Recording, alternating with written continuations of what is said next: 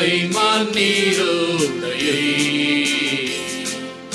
ஆர்வமாய் நாடுதல் போ இறைவாய நெஞ்சம் மறவாது உம்மை இறைவாய நெஞ்சம் மறவாது உம்மை ஏங்கே நாடி வருகின்றது.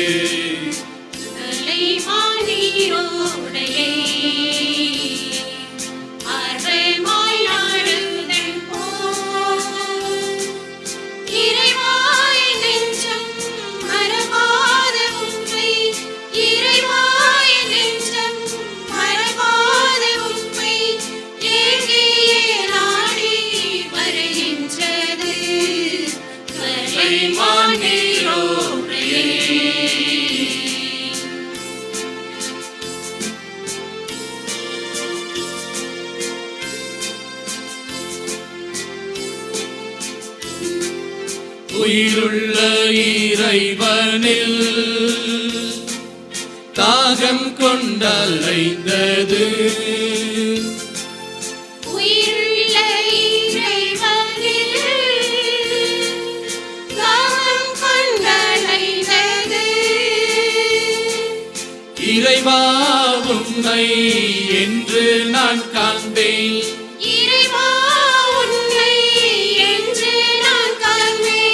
கண்ணீர் எந்தன் உணவானது கலைமான் நீரோடையை ஆர்வமாய் நாடுதல் போ இறைவாய நெஞ்சம் மறவாது உம்மை இறைவாய நெஞ்சம் மறவாது உம்மை ஏங்கே நாடி வருகின்றது. கலைமான் நீரோடையை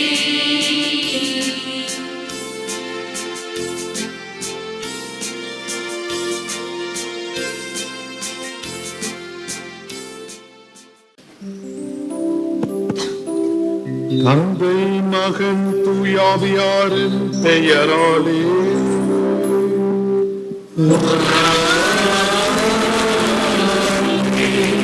அமைதி உங்களோடு இருப்பதாக.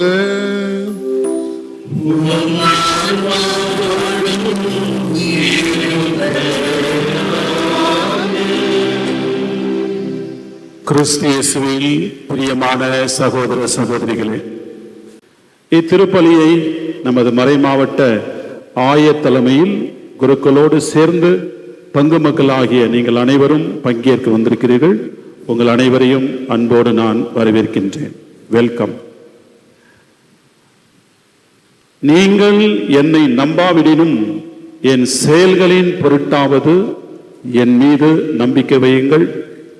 நான் தந்தையினுள்ளும் தந்தை என்னுள்ளும் நிலைத்திருப்பது போல நீங்கள் என் அன்பில் நிலைத்திருக்க வேண்டும் என்று ஆண்டவர் இயேசு இன்றைய நற்செய்தியிலே அறிக்கையாக கொடுக்கின்றார். தவக்காலத்திலே இயேசுவின் அன்பில் நிலைத்திருக்க வெள்ளிக்கிழமை நினைவு கூறுகிற இந்த நாளில் அவர் இதய அன்புக்கு உரியவர்களாக வாழ நம்மை ஒப்பு கொடுத்து இந்த திருப்பலியில் ஜெபிப்போம். தூய மறை நிகழ்வுகளில் தகுதியோடு பங்கேற்க நமது பாவங்களை ஏற்றுக்கொள்வோம்.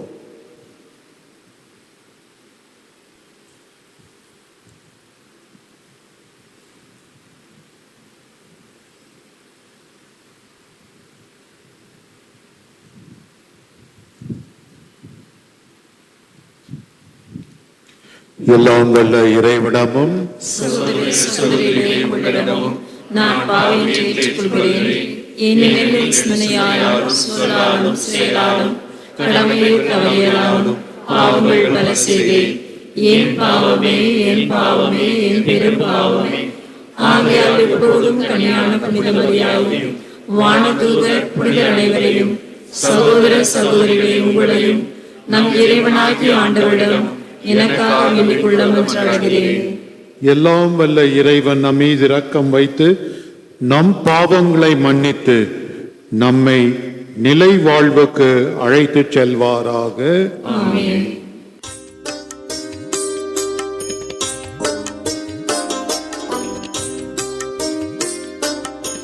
ஆண்டவரே இரக்கமாயிரும். ஆண்டவரே இரக்கமாயிரும். கிறிஸ்துவே இரக்கமாயிரும். கிறிஸ்துவே இரக்கமாயிரும். ஆண்டவரே இரக்கமாயிரும். ஆண்டவரே இரக்கமாயிரும். மன்றாடுவோமாக.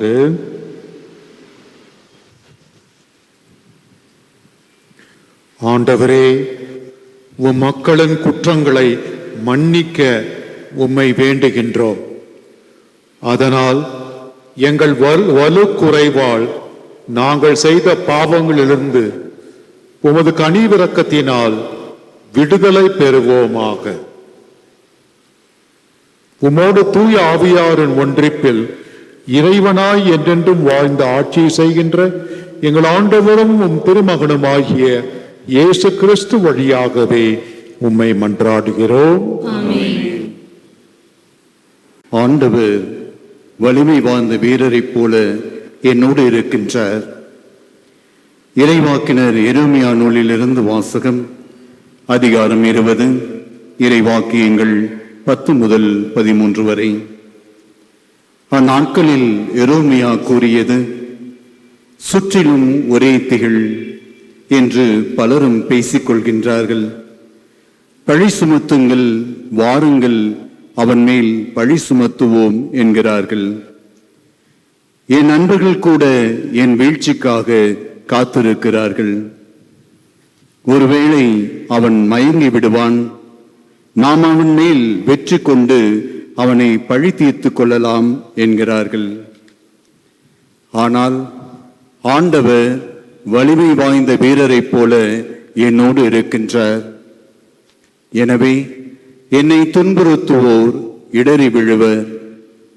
அவர்கள் வெற்றி கொள்ள மாட்டார்கள். அவர்கள் விவேகத்தோடு செயல்படவில்லை. அவர்களின் அவமானம் என்றும் நிலைத்திருக்கும். அது மறக்கப்படாது. படைகளின் ஆண்டவரே, நேர்மையாளரை சோதித்தறிபவரும் உள்ளுணர்வுகளையும் இதய சிந்தனைகளையும் அறிபவரும் நீரே. நீரின் எதிரிகளை பழி வாங்குவதை நான் காண வேண்டும். ஏனெனில் என் வழக்கை உம்மிடம் எடுத்துரைத்துள்ளேன். ஆண்டவருக்கு புகழ் பாடுங்கள், அவரை புகழ்ந்தேத்துங்கள்.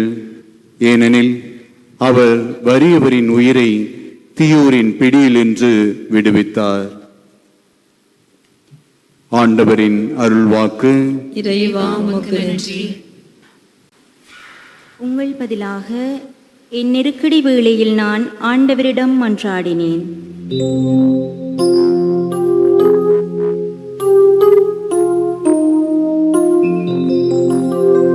என் நெருக்கடி வேளையில் நான் ஆண்டவரிடம் மன்றாடினேன்.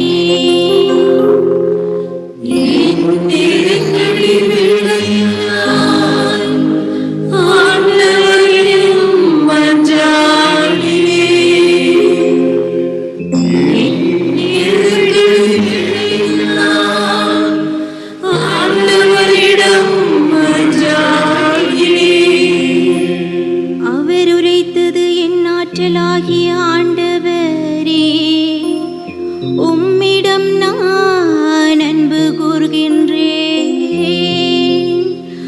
ஆண்டவரின் கற்பாரே,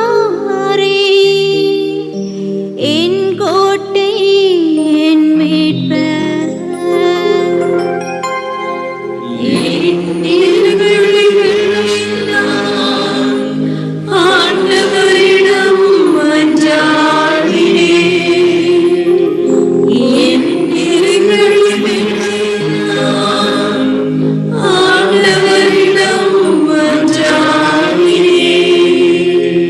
போற்றற்குரிய ஆண்டவரை நோக்கி நான் மன்றாடினேன்.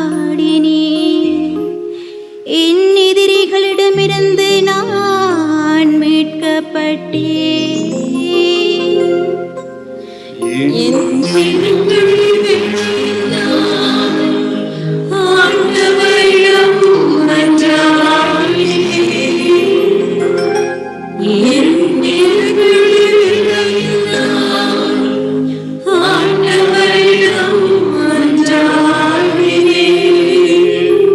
சாவின் கயிறுகள் என்னை இறுக்கின, அழிவின் சுழல்கள் என்னை மூழ்கடித்தன, பாதாள கயிறுகள் என்னை சுற்றி இழுக்கின்றன,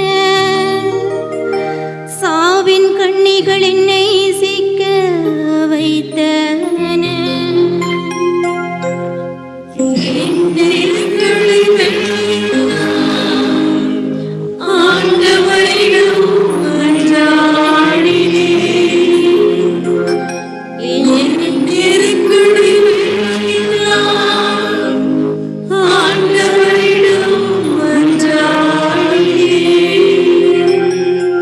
என் நெருக்கடி வேளையில் நான் ஆண்டவரிடம் மன்றாடினேன்,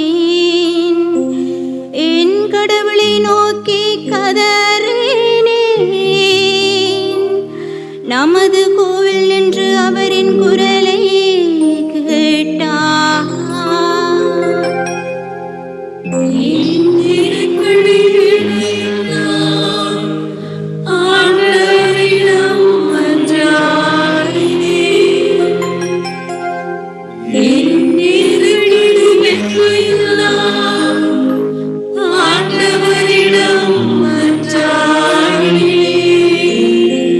என் நெருக்கடி வேளையில் நான் ஆண்டவரிடம் மன்றாடினேன்.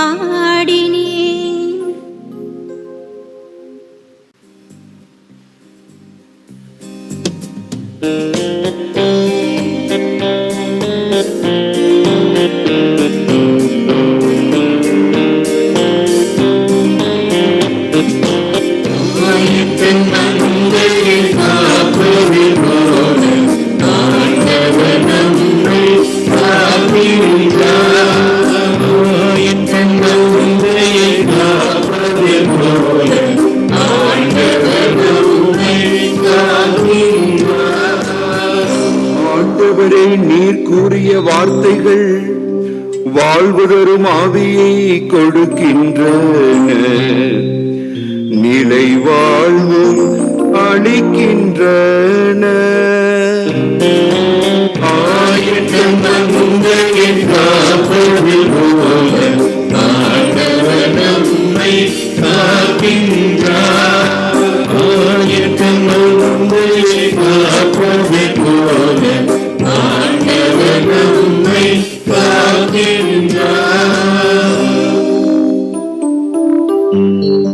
ஆண்டவர் உங்களோடு இருப்பாராக.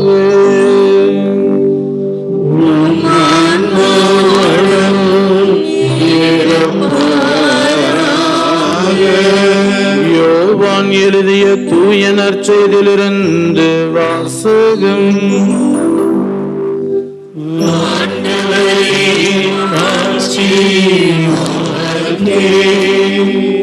அதிகாரம் 10, இறை வார்த்தைகள் 31 முதல் 42 வரை.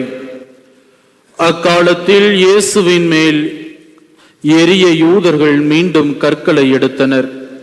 இயேசு அவர்களை பார்த்து, தந்தையின் சொற்படி பல நற்செயல்களை உங்கள் முன் செய்து காட்டியிருக்கிறேன். அவற்றுள் எச்செயலுக்காக என் மேல் கல்லெறிய பார்க்கிறீர்கள் என்று கேட்டார். யூதர்கள் மறுமொழியாக, நற்செயல்களுக்காக அல்ல, இறைவனை பழித்துரைத்ததற்காகவே உன்மேல் கல்லெறிகிறோம். ஏனெனில் மனிதனாகிய நீ உன்னையே கடவுளாக்கிக் கொள்கிறாய் என்றார்கள். இயேசு அவர்களை பார்த்து, நீங்கள் தெய்வங்கள் என நான் கூறினேன் என்று உங்கள் மறைநூலில் எழுதியுள்ளதல்லவா? கடவுளுடைய வார்த்தையை பெற்று கொண்டவர்களே தெய்வங்கள் என்று சொல்லப்படுகிறார்கள். மறைநூல் வாக்கு என்றும் அழியாது. அப்படியானால் தந்தையால் அர்ப்பணிக்கப்பட்டு அவரால் உலகுக்கு அனுப்பப்பட்ட நான் என்னை இறைமகன் என்று சொல்லிக் கொண்டதற்காக இறைவனை பழித்துரைக்கிறாய் என நீங்கள் எப்படி சொல்லலாம்? நான் என் தந்தைக்குரிய செயல்களை செய்யவில்லை என்றால் நீங்கள் என்னை நம்ப வேண்டாம். ஆனால் நான் அவற்றை செய்தால் என்னை நம்பாவிடினும் என் செயல்களையாவது நம்புங்கள். அதன் மூலம் தந்தை என்னுள்ளும் நான் அவருள்ளும் இருப்பதை அறிந்துணர்வீர்கள் என்றார். இதை கேட்டு அவர்கள் அவரை மீண்டும் பிடிக்க முயன்றார்கள். ஆனால் அவர்கள் கையில் அகப்படாமல் அவர் அங்கிருந்து சென்றார். யோர்தானுக்கு அப்பால் யோவான் முதலில் திருமுழுக்கு கொடுத்து வந்த இடத்திற்கு இயேசு மீண்டும் சென்று அங்கு தங்கினார். பலர் அவரிடம் வந்தனர். அவர்கள் யோவான் அரும் அடையாளையும் எதையும் செய்யவில்லை. ஆனால் அவர் இவரை பற்றி சொன்னதெல்லாம் உண்மையாயிற்று என பேசிக்கொண்டனர். அங்கே பலர் அவரிடம் நம்பிக்கை கொண்டனர்.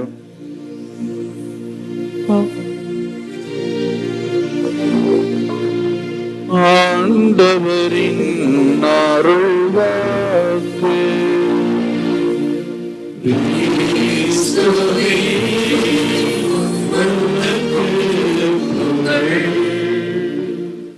இயேசுவில் அன்புமிக்க சகோதர சகோதரிகளே,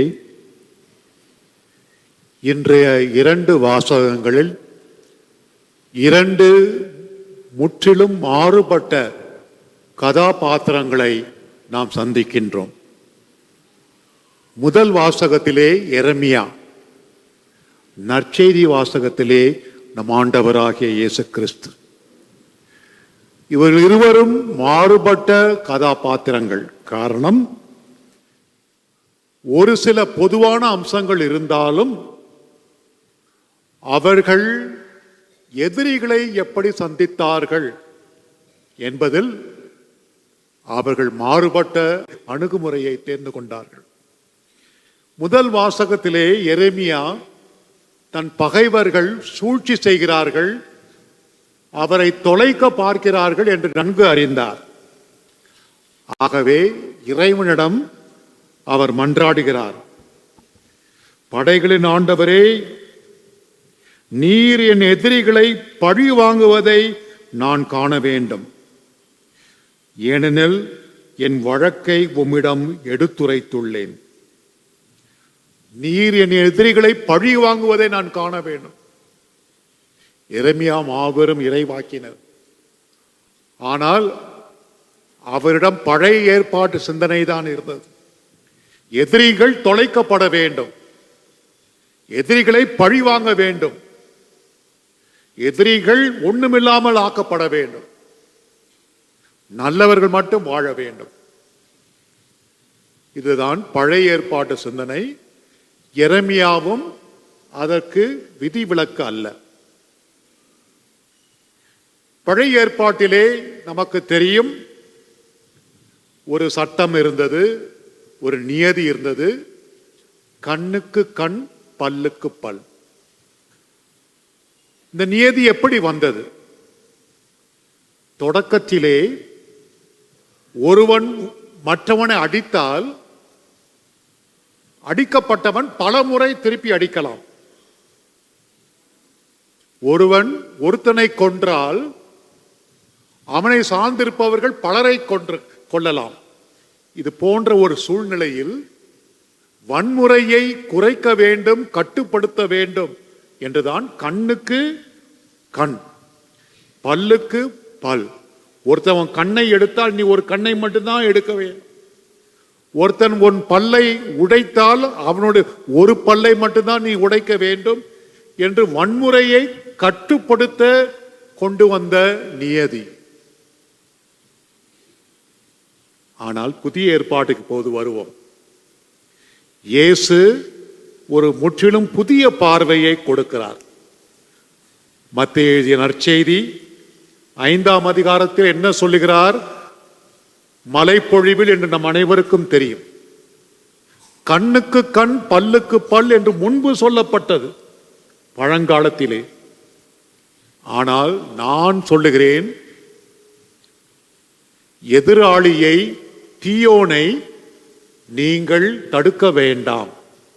ஒரு கன்னத்தில் அறைந்தால் மறு கன்னத்தை காட்டு. ஒரு மைல் தொலை செல்ல வேண்டும் என்று ஒருவன் உன்னை கட்டாயப்படுத்தினால் 2 மைல் செல். இதுதான் புதிய ஏற்பாட்டு பார்வை. அந்த ஒரு நிலையில்தான் எரேமியா முதல் வாசகத்திலே எதிரிகளெல்லாம் அழிக்க வேண்டும், பழிவாங்க வேண்டும் என்று மன்றாடும் போது இயேசு நற்செய்தியிலே அவரை கற்களால் அடிக்க முற்பட்டவர்களோடு பொறுமையாக கனிவோடு பேசுகிறார். ஏன் என்னை கற்களால் அடிக்கிறீர்கள்? நான் சொல்வதை நம்பவில்லை என்றால் என் செயலையாவது நம்புங்கள் என்று பொறுமையாக அவர்கள் எடுத்துச் சொல்கிறார்கள். அதே நிலையில், அதே பாணியில் கெத்செமனே தோட்டத்திலே என்ன நடந்தது என்று நமக்கு தெரியும். அவர் இரவெல்லாம் ஜெபித்த பிறகு அதிகாலை படை வீரர்கள் வருகிறார்கள் அவரை கைது செய்ய.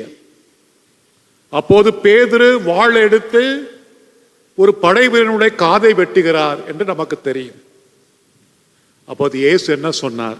வாளை திருப்பி போடு, ஏனெனில் வாளை எடுப்போர் அனைவரும் வாளால் அழிந்து போவர். நான் என் தந்தையின் துணையை வேண்ட முடியாது என்றா நீ நினைத்தாய்? நான் வேண்டினால் அவர் 12 பெரும் படைப்பிரிவுகளுக்கு மேற்பட்ட வானதூதரை எனக்கு அனுப்பி வைப்பாரே. வன்முறை வேண்டாம், வாளை உள்ளே போடு. நான் நினைத்தால் என் தந்தையிடம் வேண்டினால் ஆயிரக்கணக்கான படைகளை, வானதூதர்களை அனுப்புவார் என்னை காப்பாற்ற. ஆனால் வேண்டாம், என்னுடைய பணி அதல்ல, நான் அதற்காக வரவில்லை என்று தம்மையே கையளிக்கிறார். ஆகவே சொல்லால் மட்டுமல்ல, செயலில் காட்டுகிறார். ஒருவன் 1 மைல் தொலை செல்ல வேண்டும் என 2 மைல் தூரம் செல்கிறார். தம்மையே கையளிக்கிறார்.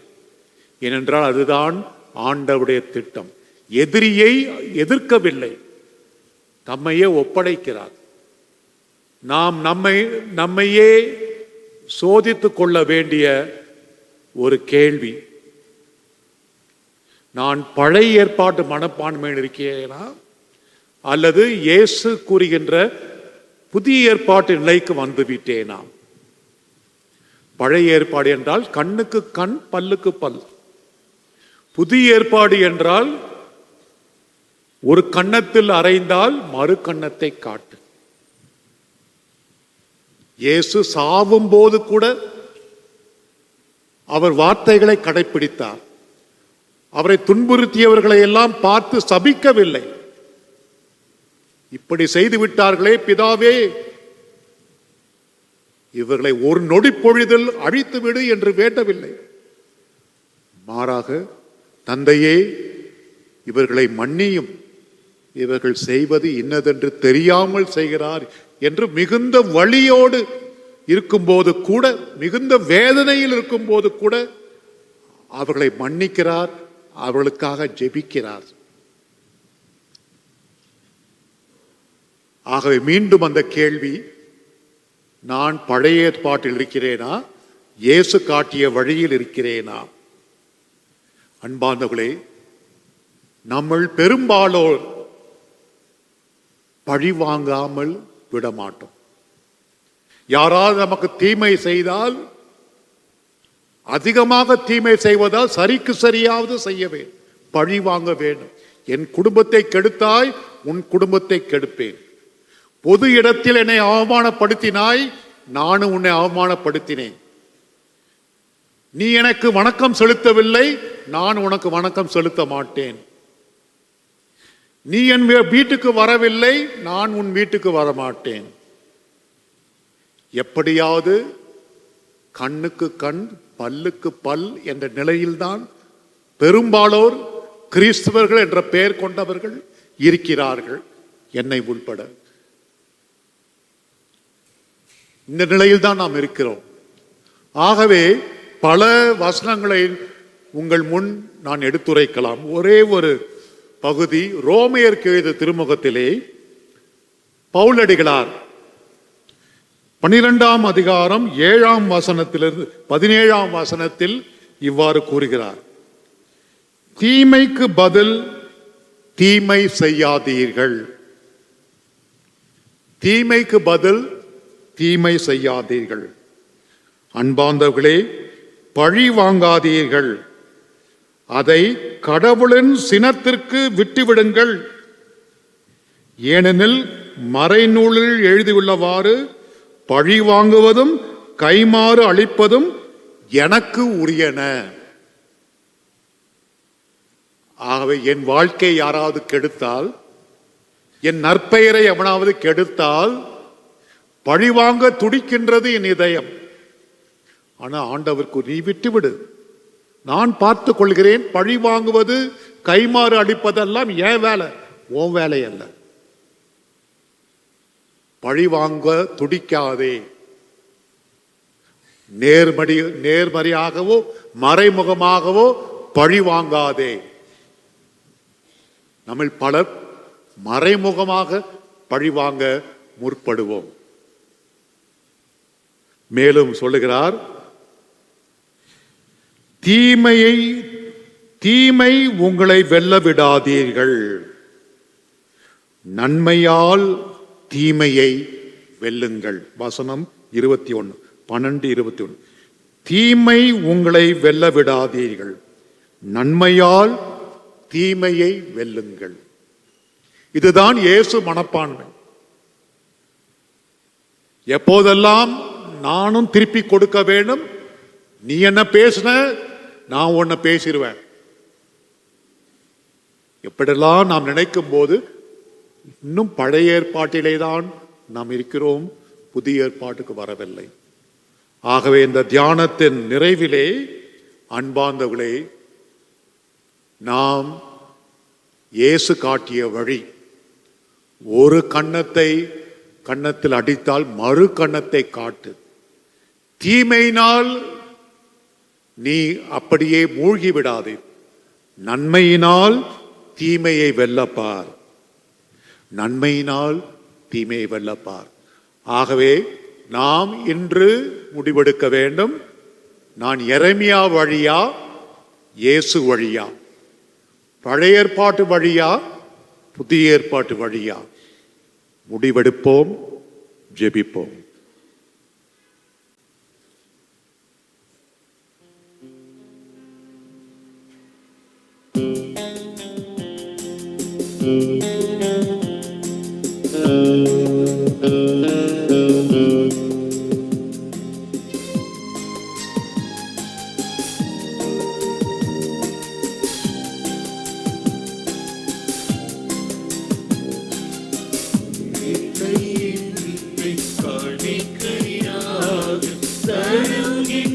தெய்வமே ஏற்றுக்கொள்ளுமே, ஏற்றுக்கொள்ளுமே.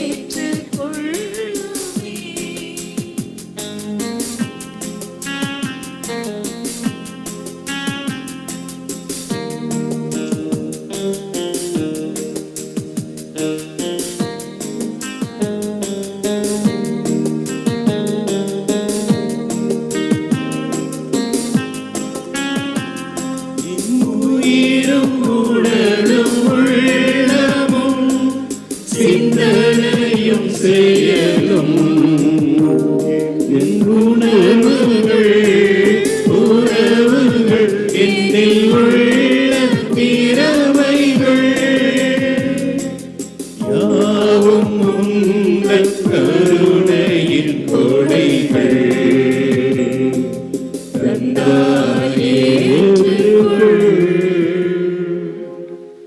சகோதர சகோதரிகளே, என்னுடையதும் உங்களுடையதுமான இப்பலி எல்லாம் வல்ல தந்தையாகிய இறைவனுக்கு ஏற்றதாகும்படி மன்றாடுங்கள். ஆண்டவர் தமது பெயரின் புகழ்ச்சிக்காகவும் ஆட்சிக்காகவும் நமது நன்மைக்காகவும் புனித திரு அவை அனைத்து நலனுக்காகவும் உமது கையில் இருந்து பலி ஏற்றுக்கொள்வாராக. இரக்கமுள்ள இறைவா, எங்களுக்கு அருள் புரிய உம்மை வேண்டுகின்றோம்.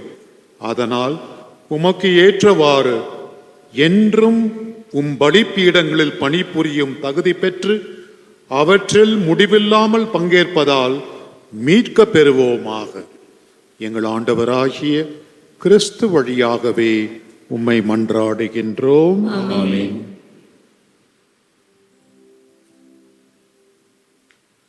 ஆண்டவர் உங்களோடு இருப்பாராக.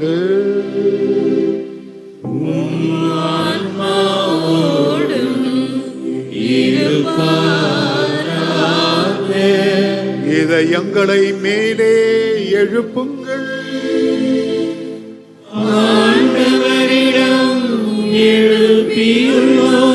நாம் இறைவனாகிய ஆண்டவருக்கு நன்றி கூறுவோம்.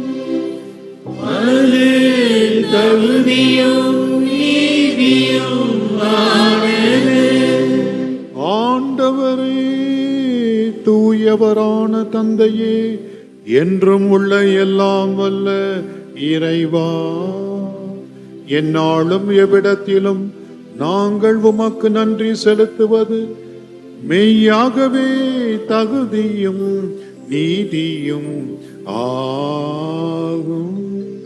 எங்கள் கடமையும் மீட்புக்கு உரிய செயலும் ஆகும். உம்முடைய பிள்ளைகளின் உள்ளங்களை தூய்மைப்படுத்தி புதுப்பிக்க பயனுள்ள இச்சிறப்பான காலத்தினை ஏற்படுத்தினீர். அதனால் நாங்கள் மட்டுமீறிய பற்றுதல்களிலிருந்து விடுதலை பெற்று நிலையற்றவைகளில் மனதை ஈடுபடுத்தாது நிலையானவற்றில் மேன்மேலும் மனதை செலுத்துமாறு எங்களை தூண்டுகின்ற காலம் இதுவே. ஆகவே புனிதர் வானதூதர் அனைவரோடும் சேர்ந்து நாங்கள் உம்மை புகழ்ந்தேத்தி முடிவின்றி என்றும் பாடுவதாவது.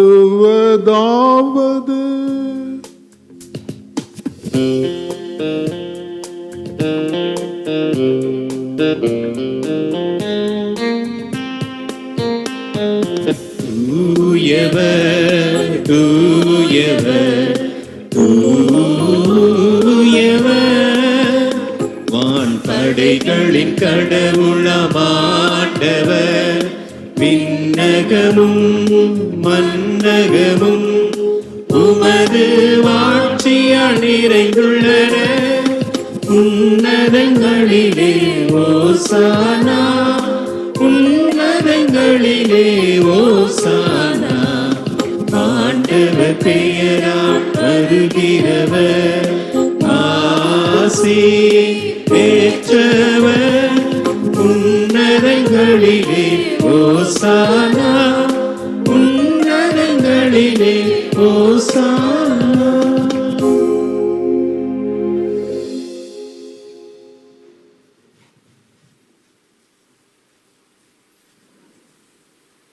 ஆண்டவரே, நீர் மெய்யாகவே தூயவர். உம்முடைய படைப்புகள் எல்லாம் உம்மை புகழ்வது தகுமே. ஏனெனில் உம் திருமகனாகிய எங்கள் ஆண்டவர் இயேசு கிறிஸ்து வழியாக தூய ஆவியாரின் செயலாற்றலால் அனைத்தையும் உய்வித்து தூய்மைப்படுத்துகின்றீர். கதிரவன் தோன்றி மறையும் வரை உமது பெயருக்கு தூய காணிக்கையை ஒப்புக் கொடுக்குமாறு உமக்கென மக்களை இடையராது ஒன்று சேர்த்து வருகின்றீர். எனவே ஆண்டவரே, உமக்கு அர்ப்பணிக்க நாங்கள் கொண்டு வந்துள்ள காணிக்கைகளை அதே ஆவியால் தூய்மைப்படுத்த உம்மை தாழ்மையுடன் மன்றாடுகின்றோம். இவ்வாறு உம் திருமகனாகிய எங்கள் ஆண்டவர் இயேசு கிறிஸ்துவின் உடலாகவும் இரத்தமாகவும் இவை மாறுவனவாக அவர் பணித்தவாறே இம்மறை நிகழ்வுகளை கொண்டாடுகின்றோம். ஏனெனில் அவர் காட்டிக் கொடுக்கப்பட்ட இரவில் அப்பத்தை எடுத்து உமக்கு நன்றி செலுத்தி ஆசி வழங்கி அதை பிட்டு தம் சீடர்களுக்கு அளித்து அவர் கூறியதாவது: அனைவரும் இதிலிருந்து பெற்று உண்ணுங்கள், ஏனெனில் இது உங்களுக்காக கையளிக்கப்படும் என் உடல்.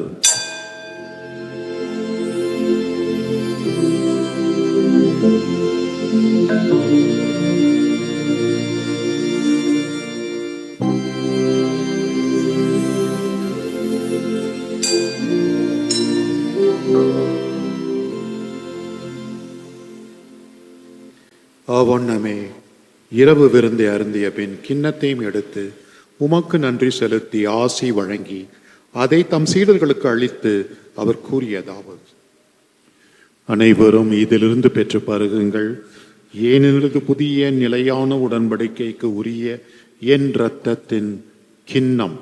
இது பாவ மன்னிப்புக்கென்று உங்களுக்காகவும் பலருக்காகவும் சிந்தப்படும். இதை என் நினைவாக செய்யுங்கள்.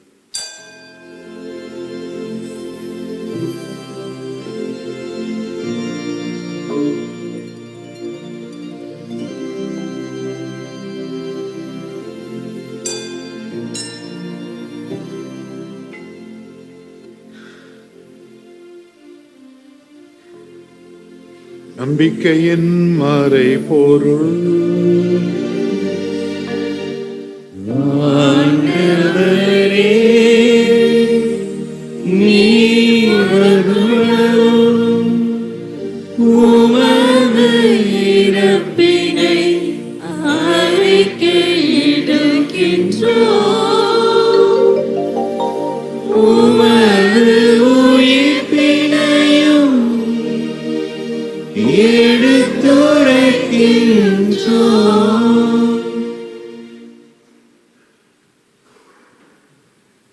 ஆகவே ஆண்டவரே, உம் திருமகனின் மீட்பளிக்கும் பாடுகளையும் வியப்புக்குரிய உயிர்ப்பையும் விண்ணேற்றத்தையும் நாங்கள் நினைவு கூறுகின்றோம்.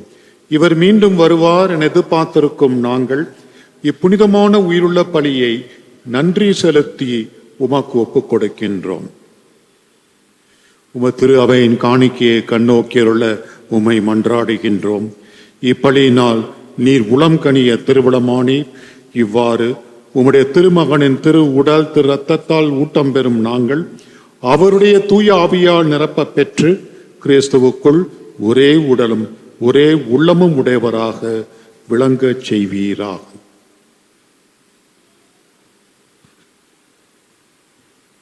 இவரே எங்களை உமக்கு என்றும் காணிக்கையாக்குவாராக.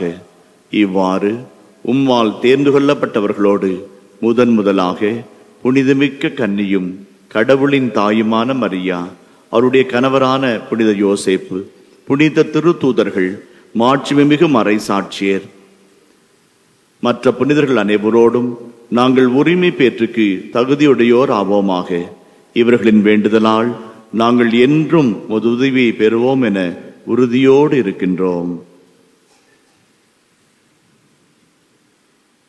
ஆண்டவரே, எங்களை உம்மோடு ஒப்புரவாக்கும் இப்பலி உலகிற்கெல்லாம் அமைதியும் மீட்பும் தர வேண்டும் என மன்றாடுகிறோம். இவ்வுலகில் பயணம் செய்யும் ஒரு திரு அவையை சிறப்பாக அடியாராக எங்கள் திருத்தந்தை பிரான்சிஸ், எங்கள் ஆயர் லாரன்ஸ் பயஸ் ஆண்டகை, ஏனைய ஆயர்கள், திருநிலையினர், உமக்கு சொந்தமான மக்கள் ஆகிய அனைவரையும் நம்பிக்கையிலும் அன்பிலும் உறுதி பெறச் செய்வீராக. நீர் விரும்பியபடி உம் திரும்ப நிற்கிற இக்குடும்பத்தின் வேண்டுதலுக்கு கனிவுடன் செவி சாய்த்திரளும். கனிவுள்ள தந்தையே, எங்கும் சிதறிண்டிருக்கும் உடைய பிள்ளைகளை கனிவுடன் உம்மோடு சேர்த்து கொள்ளும்.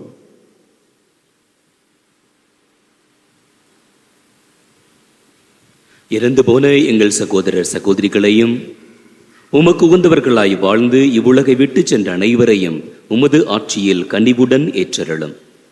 நாங்களும் அங்கு வந்து சேர்ந்து அவர்களோடு உமது ஆட்சியால் என்றும் மனநிறைவு அடைவோம் என எங்கள் ஆண்டவராகிய கிறிஸ்து வழியாக எதிர்நோக்கி இருக்கின்றோம். இவர் வழியாகவே நீர் உலகிற்கு எல்லா நன்மைகளையும் வழங்குகின்றேன்.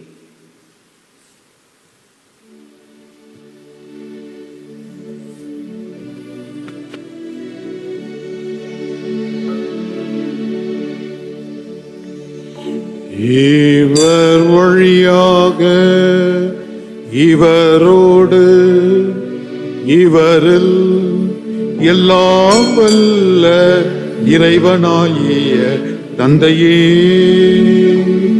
தூயாவியாரின் ஒன்றிப்பில் எல்லா புகழும் மாட்சியும் என்றென்றும் உமக்கு உரியதே.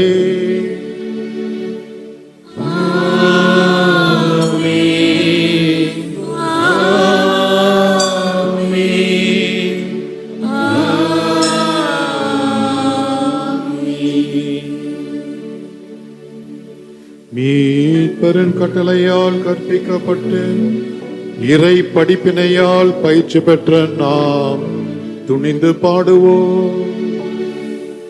விண்ணுலகில் இருக்கிற எங்கள் தந்தையே, உமது பெயர் தூயதென போற்றப் பெறுக. உமது ஆட்சி வருக. உமது திருவுளம் விண்ணுலகில் நிறைவேறுவது போல மண்ணுலகிலும் நிறைவேறுக. எங்கள் அன்றாட உணவை இன்று எங்களுக்கு தாரும். எங்களுக்கு எதிராக குற்றம் செய்வோரை நாங்கள் மன்னிப்பது போல எங்கள் குற்றங்களை மன்னியும். எங்களை சோதனைக்கு உட்படுத்தாதேயும், தீமையிலிருந்து எங்களை விடுவித்தருளும். ஆண்டவரே, தீமை அனைத்திலுமிருந்தும் எங்களை விடுவித்து எங்கள் வாழ்நாளிலே அமைதியை கனிவுடன் அருள உம்மை மன்றாடுகிறோம். உமது இரக்கத்தின் உதவியால் நாங்கள் பாவத்திலிருந்து எப்போதும் விடுதலை பெற்று யாதொரு கலக்கமும் இன்றி நலமாயிருப்போமாக. நாங்கள் எதிர்நோக்கியிருக்கும் பேரின்பத்துக்காகவும் எம் மீட்பராகிய இயேசு கிறிஸ்துவின் வருகைக்காகவும் காத்திருக்கின்றோம்.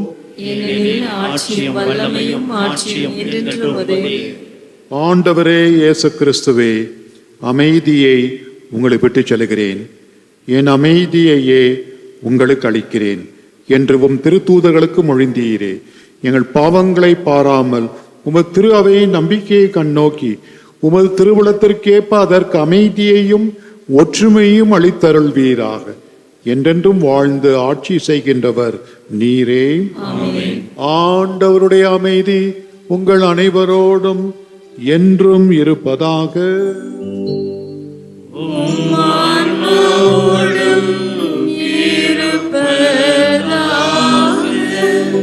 ஒருவருக்கொருவர் அமைதியை அறிவித்து மகிழ்வோம்.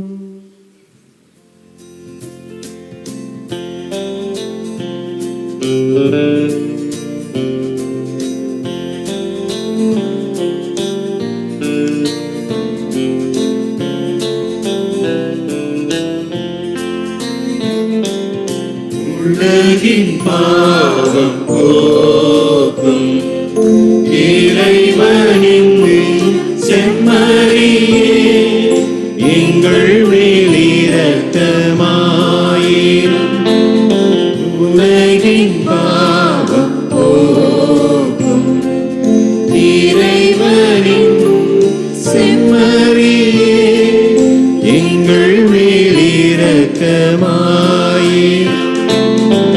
உலகின் பாவம் போக்கும் இறைவனின் செம்மறியே, எமக்கு அமைதி அருளும். இதோ இறைவனின் செம்மறி, இதோ உலகின் பாவங்களை போக்குகின்றவர். செம்மறியின் திருவிருந்திற்கு அழைக்க பெற்றோர் பேறு பெற்றோர். ஆண்டவரே, நீர் என்னிடத்தில் எழுந்து வர நான் தகுதியற்றவள். ஆனால் ஒரு வார்த்தை மட்டும் சொல்லிருளும், எனது ஆன்மா நலமடையும்.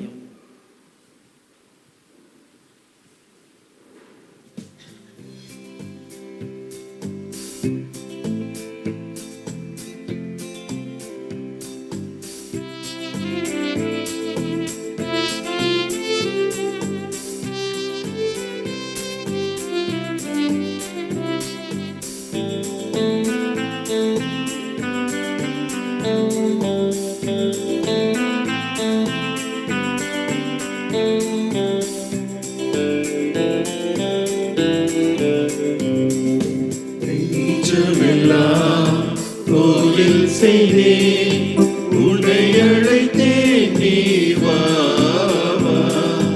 சிந்தையெல்லாம் நொந்தழுதே, சிந்தையெல்லாம் நொந்தழுதே, என் சொந்தமெல்லாம் நீதானே. நெஞ்சமெல்லாம் கோவில் செய்தேன், உன்னை அழைத்தேன், நீ வா. சிந்தையெல்லாம் நொந்தழுதே, சிந்தையெல்லாம் நொந்தழுதே, என் சொந்தமெல்லாம் நீதானே. நெஞ்சமெல்லாம் கோவில் செய்தேன்.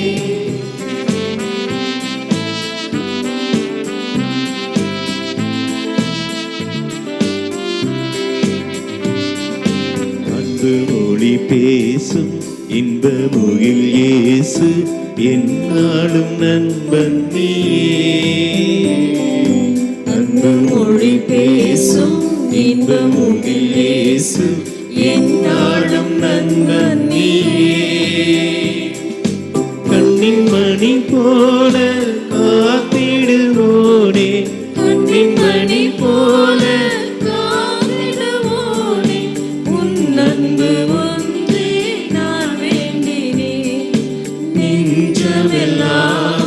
கோவில் செய்தேன், உன்னை அழைத்தேன், நீ வா வா. சிந்தையெல்லாம் நொந்தழுதே, சிந்தையெல்லாம் நொந்தழுதே, என் சொந்தமெல்லாம் நீதானே. நெஞ்சமெல்லாம் கோவில் செய்தேன்.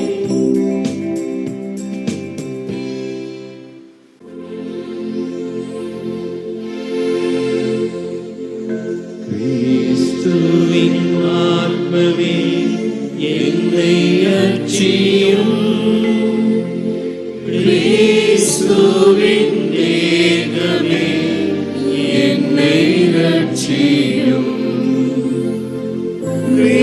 கிறிஸ்துவின் ரத்தமே என்னை தூய்மையும்.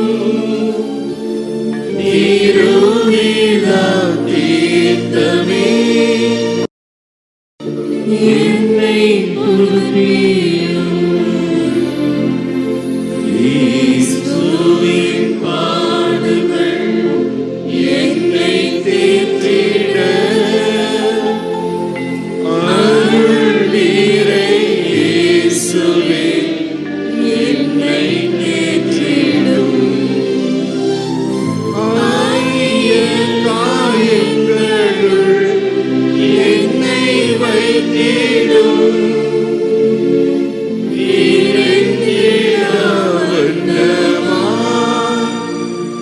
என்றும் கட்டிடும்.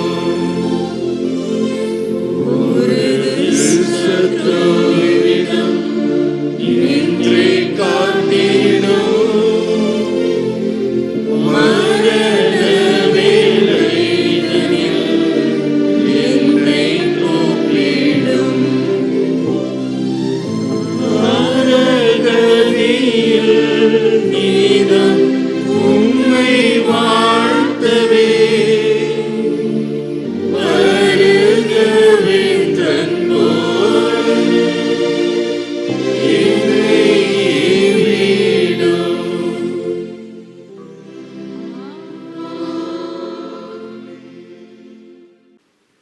ஆண்டவரே, நாங்கள் பெற்றுக்கொண்ட உமது பழியின் நிலையான பாதுகாப்பு எங்களை என்றும் கைவிடாமல் இருப்பதாக. எங்களிடம் இருந்து தீமை அனைத்தையும் அது என்றும் அகற்றுவதாக. எங்கள் ஆண்டவராகிய கிறிஸ்து வழியாகவே உம்மை மன்றாடுகிறோம். ஆமென்.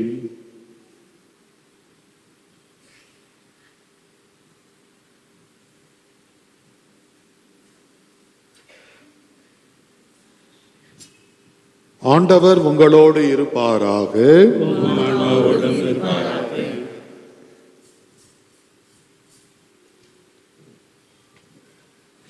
எல்லாம் வல்ல இறைவா, எங்களுக்கு அருள் புரிய உம்மை வேண்டுகின்றோம். அதனால் உமது பாதுகாப்பின் அருளை தேடும் உம் அடியார்கள் தீமை அனைத்திலுமிருந்தும் விடுபட்டு அமைதியான மனதுடன் உமக்கு பணி புரிவார்களாக. எங்கள் ஆண்டவராகிய கிறிஸ்து வழியாகவே உம்மை மன்றாடுகிறோம்.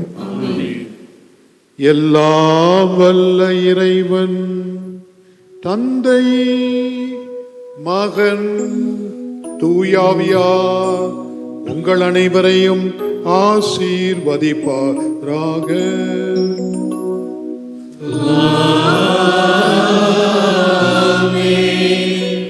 ஆண்டவரின் வார்த்தையை வாழ்வாக்கு சென்று வாருங்கள்.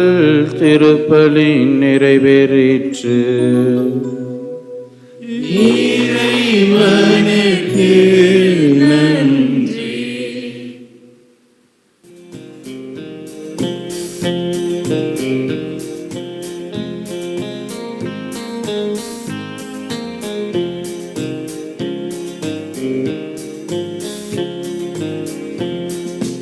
இயேசுவின் அன்பை மறந்திடுவாயோ, மறந்திடுவாயோ. மனித பண்பிருந்தால் இயேசுவின் அன்பை, இயேசுவின் அன்பை மறந்திடுவாயோ, மறந்திடுவாயோ. மனித பண்பிருந்தால் இயேசுவின் அன்பை